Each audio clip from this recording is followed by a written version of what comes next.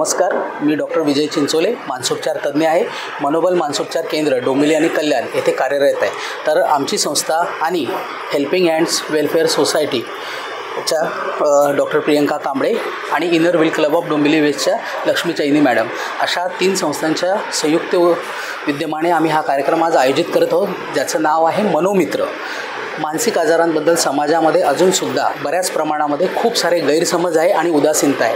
तर याच मानसिक आजारांचं सुरुवातीच्या अवस्थेमध्येच निदान व्हावं आणि लवकरात लवकर त्याच्याबद्दलचे उपचार उपलब्ध व्हावे, या दृष्टिकोनातून आम्ही तिन्ही संस्थांनी एकत्र येऊन हा उपक्रम हाती घेतला आहे, ज्याचं नाव आहे मनोमित्र.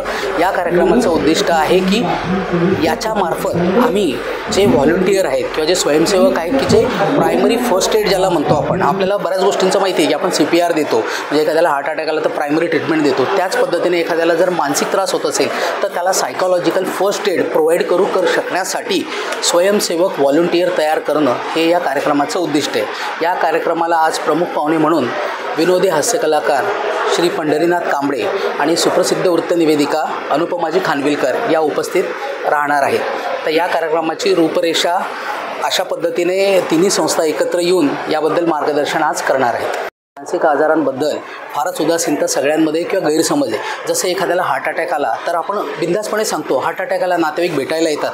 आमचा असा अनुभव आहे की एखाद्याला जेव्हा मानसिक अटॅक येतो, मेंटल अटॅक येतो, त्यावेळेला नातेवाईक म्हणजे आई वडील कुणालाही न सांगता गुपचूपपणे येऊन ट्रीटमेंट करून जातात आणि कुणालाही सांगू नये म्हणतात, कारण माझ्या मुलाचं लग्न राहिलं आहे, माझ्या मुलीचं लग्न राहिलं आहे आणि त्याला प्रॉब्लेम होईल.